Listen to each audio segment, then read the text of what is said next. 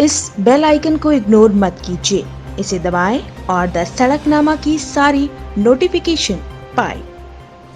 नमस्कार, मैं हूं प्रमोद और आप देखना शुरू कर चुके हैं दिसड़कनामा.com। मेरा पानी मेरी विरासत योजना का इम्पैक्ट हरियाणा में नज़र आने लगा है। जी हां, इस वक्त मैं आपको तस्वीरें हरियाणा के सिरसा की दिखा रहा हूं, जहां पे 54 सालों में ऐसा पहली बार हुआ है जब लक्ष्य से अधिक रोपाई की गई है कॉटन की फसल की। और ऐसा इसलिए हुआ है क्योंकि इस बार हरियाणा सरकार ने किसानों को लेकर के एक योजना बनाई, मेरा पानी मेरी विरासत, और ये कहा कि जो किसान धान की खेती नहीं करेगा या धान की खेती के साथ नरमा की खेती करेगा, उन किसानों को सरकार 7,000 रुपये प्रति एकड़ के हिसाब से प्रोत्साहन राशि देगी।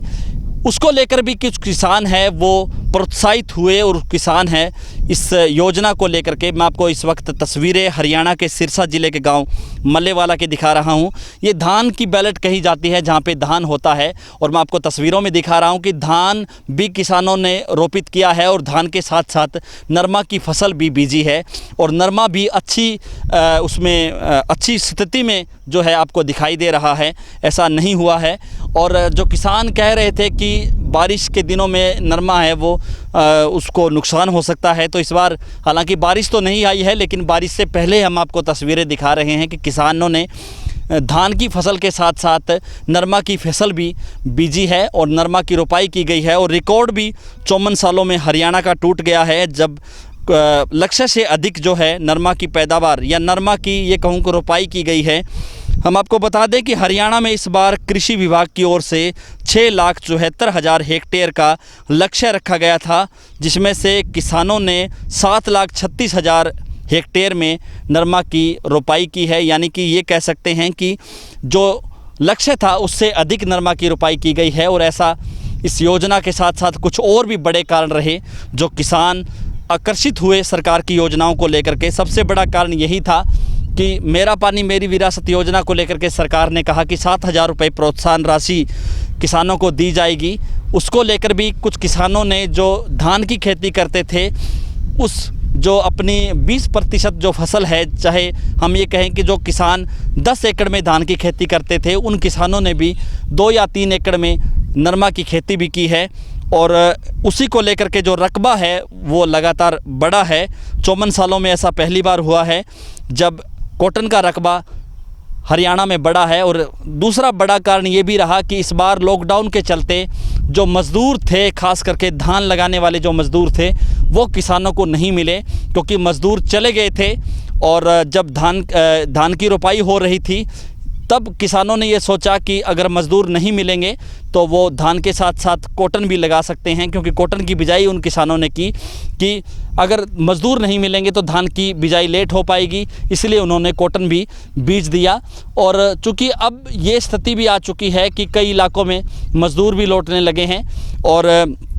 क्योंकि किसानों ने पहले ही, चाहे घग्गर बैलेट की बात करूं या कुछ और, क्योंकि किसानों ने पहले ही जो है धान है वो लगा दिया था, और उसके साथ साथ किसानों ने नरमा की फसल है वो भी बीजी। और इस बार 54 सालों में ऐसा पहली बार हुआ है जब नरमा की फसल जो है अधिक रोपाई की गई है, लक्ष्य से अधिक नरमा की फसल की। इस वक्त मैं आपको तस्वीरें हरियाणा के सिरसा की दिखा रहा हूं, और अलग अलग ज़िले वाइज मैं आपसे अगर चर्चा करूं तो भी हम आपको बता सकते हैं कि सिरसा ज़िले में जहां पे क्योंकि सिरसा ज़िला जो कॉटन बेल्ट कही जाती है, सिरसा के साथ लगता, चाहे राजस्थान का इलाका हो, हनुमानगढ़, गंगानगर, या पंजाब का इलाका हो, बठिंडा और मानसा,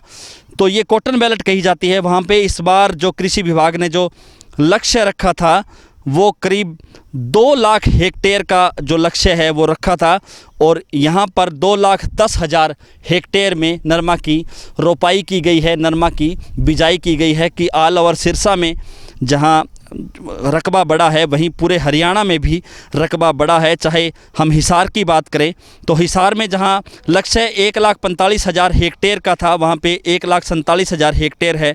नरमा की रोपाई की गई है। चाहे हम चर्चा करें भिवानी की तो वहाँ पे भी 75,000 हेक्टेयर की जो लक्ष्य रखा गया था, वहाँ पे 88,000 हेक्टेयर है उसकी रोपाई की गई है। चाहे अलग अलग हम रोहतक की बात करें तो जहाँ पे 18,000 का लक्ष्य था, वहाँ पे भी रोपाई जो है अधिक की गई है। तो इसी तरह से हरियाणा के जो ज़िले हैं, चाहे हम जींद की बात करें, चाहे हम महेंद्रगढ़ की बात करें, चाहे हम चरखी दादरी की बात करें, चरखी दादरी में भी जहां 28,000 हेक्टेयर का लक्ष्य कॉटन का रखा था, वहां पे भी 35,000 हेक्टेयर की रोपाई है वो किसानों ने की है। तो ऑल ओवर हम ये कह सकते हैं कि इस बार जो नरमा की जो रोपाई है वो काफ़ी अधिक हुई है, और क्योंकि लक्ष्य से अधिक है वो नरमा की रोपाई हुई है। बड़े ये कारण ये रहे कि पहला जो बड़ा कारण था, मेरा पानी मेरी विरासत योजना के तहत किसानों ने माना कि उनको 7,000 रुपये प्रति एकड़ के हिसाब से प्रोत्साहन राशि मिलेगी,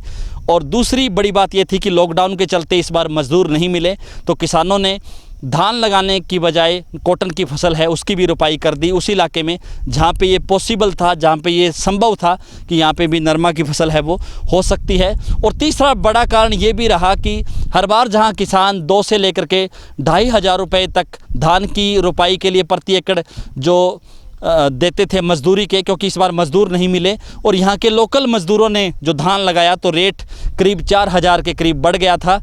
तो उसको लेकर भी किसान सोच रहे थे कि उनका जो ज़्यादा खर्च है वो धान में इस बार होने वाला है।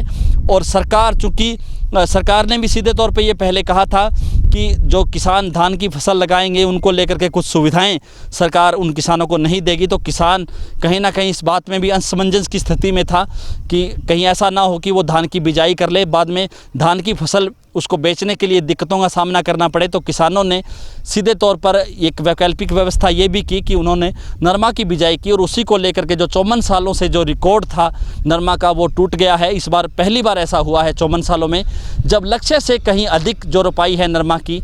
गई है। और ऐसा सिरसा जिला ही नहीं, जो तमाम जो इलाका है हरियाणा का जहाँ पे कॉटन बेल्ट कही जाती है, वहाँ पे जो लक्ष्य से अधिक है वो रोपाई इस बार नरमा की गई है। इसमें सीधे तौर पे हम ये कह सकते हैं कि किसानों ने धान की फसल के साथ साथ कॉटन की फसल को भी अपनाया है, जिसको लेकर के इस बार 54 सालों का जो रिकॉर्ड टूटा है। और सिरसा में खास करके हरियाणा के काफ़ी ज़िलों में